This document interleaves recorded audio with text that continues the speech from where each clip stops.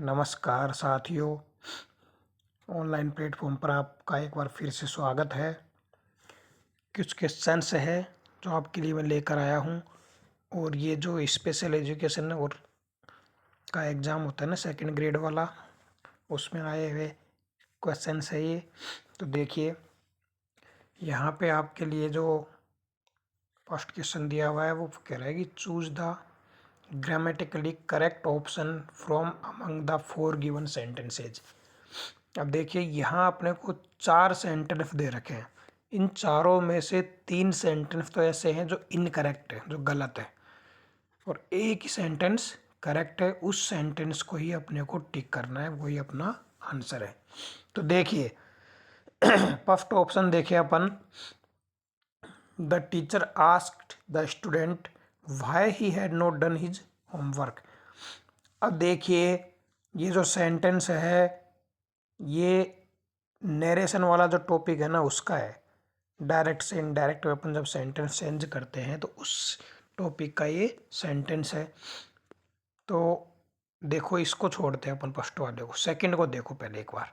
The teacher asked the student that why. अब देखो, यहाँ दैट भी लगा दिया, वाई भी लगा दिया, तो ये गलत है। मैं बता दूंगा अभी कैसे है ये। The teacher asked the student why he note. अब देखो भाई, ही के बाद डायरेक्ट नोट तो आ ही नहीं सकता भाई, नोट को तो हेल्पिंग वर्ब की ज़रूरत होती है। अब इसने हेल्पिंग वर्ब लगा ही नहीं, सब्जेक्ट के बाद तुरंत वर्ब लगा दिया, जो कि वैसे गलत हो गया। The teacher ask the student why, तो यहाँ वाई तो सही है। Not he does his work, तो वाई के तुरंत बाद नोट कैसे आ जाएगा भाई सब्जेक्ट के बिना, तो ये वैसे गलत हो गया। तो देखो, मैं ऐसे बता देता हूँ आपको कि जब सेंटेंस डायरेक्ट से इनडायरेक्ट में अपन चेंज करते हैं तो वहाँ इंटरोगेटिव जो सेंटेंस होता है ना, उसमें सैड का आस्क्ड हो जाता है और फिर डब्ल्यू एच वर्ड आता है। तो डब्ल्यू एच वर्ड यहाँ आ गया वाई, और फिर ही had not done his homework, तो ये वाला ऑप्शन अपना करेक्ट हो गया। जबकि यहाँ पे दैट दे रखा है, जो कि गलत है, क्योंकि दैट तो असर्टिव सेंटेंस में आता है। सेंटेंस जब अफर्मेटिव या नेगेटिव होता है ना, तब दैट आता है। तो डब्ल्यू एच वर्ड यहाँ आना चाहिए था, इसमें ये दैट नहीं आना चाहिए था, इसलिए गलत। तो ये तीनों ऑप्शन ही इनकरेक्ट है, ये फर्स्ट वाला करेक्ट है। क्लियर है दोस्तों? अब अपन सेकंड सेंटेंस की तरफ चलते हैं। सेकंड जो क्वेश्चन दे रखा है अपना, उसकी तरफ देखते हैं अपन। Had you not misbehaved with your superiors you would not have come to this sorry pass sorry pass. अब देखिए, ये मुझे ऐसा लग रहा है ये कंडीशनल सेंटेंस है।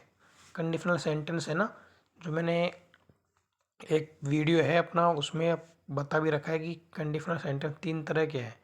तो वहाँ उसमें क्या है कि जोड़े बनते हैं एक तरह से। जैसे V1 है, तो V1 के साथ तो सेल विल के साथ V1 का बनता है।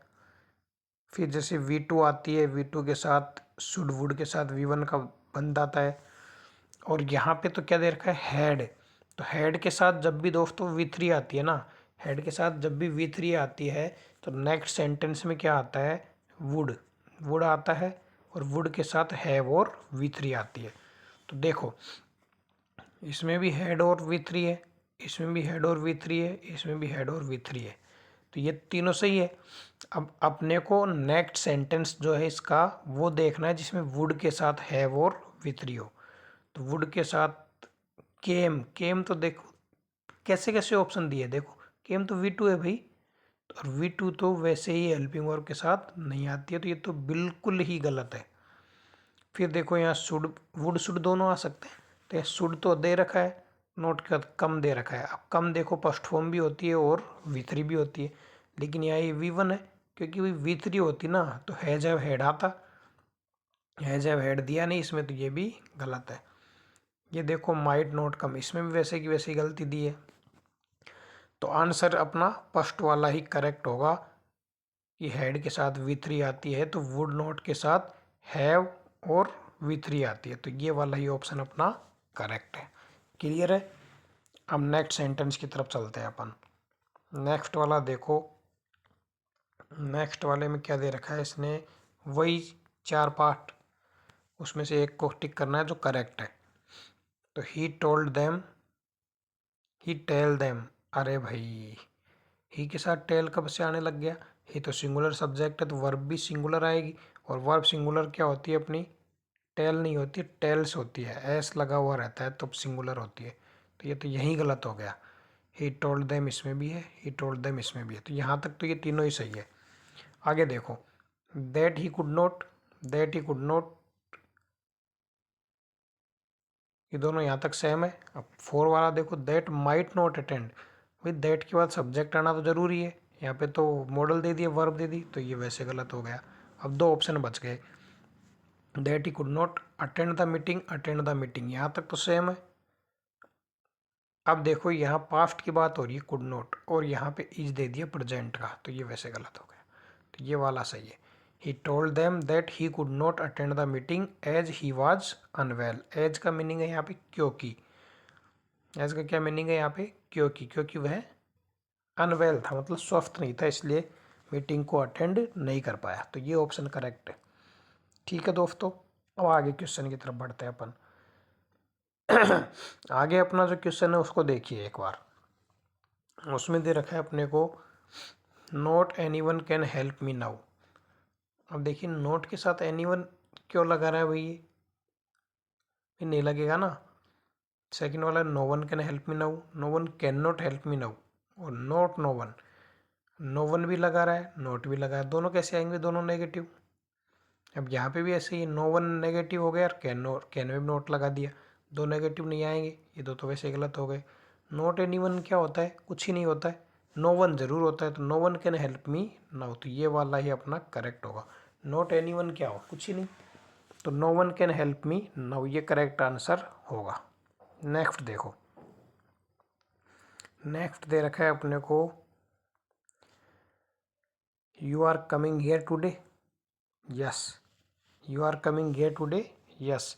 अब देखो आर यू कमिंग टुडे होता है, आर यू कमिंग, क्वेश्चन पूछेगा जब भी तो आंसर देगा वो यस, तो आर इसमें पहले आता तब ये सही होता, तो ये गलत है। अब देखो are you coming here today, अब देखो एक बार तो अपने को ऐसा लगेगा कि ये आंसर अपना बिल्कुल सही है, लेकिन दोस्तों ये सही नहीं है, क्योंकि इसमें देखो are you coming here, spelling भी तो देखो, हियर की स्पेलिंग क्या होती है, प्लेस वाले की, एडवर्ब वाले की, here H E R E, यहाँ तो H E A R, here सुनना हो गया, तो आर यू कमिंग हियर ये गलत हो गया। लास्ट वाला देखो, today you come here, is it, इसका क्या सेंस है, इसका तो कोई सेंस ही नहीं है, तो are you coming here today ये वाला सेंटेंस अपना बिल्कुल करेक्ट है। तो देखिए ये जो 4-5 सेंटेंस थे ना, इनमें इसने ये पूछा है कि 4-4 सेंटेंस दे रखे हैं कि इन चारों में से कौन सा सेंटेंस बिल्कुल करेक्ट है। तो देखिए इस तरह के क्वेश्चन सोल्व करने के लिए अपने को ग्रामर के लगभग हर टॉपिक की नॉलेज होना ज़रूरी है। तो आप लोगों को बेसिक से ही सेंटेंस, ग्रामर जो भी पार्ट है ग्रामर के जो भी है उनको बेसिक से ही सीखना होगा। तो देखिए अगर आप बेसिक से सीखना चाहते हो तो मैंने ग्रामर का एक वीडियो डाल भी दिया है, बेसिक से ही स्टार्ट किया है, तो आपको बहुत ज़्यादा बेनिफिट होगा अगर आप उन वीडियो को देखोगे। अगर वीडियो अच्छे लगते हैं तो उनको लाइक भी किया करो, कमेंट करो और ज़्यादा से ज़्यादा शेयर करो ताकि बाकी दोस्त भी इसका फ़ायदा उठा सके। धन्यवाद। जय हिंद, जय भारत।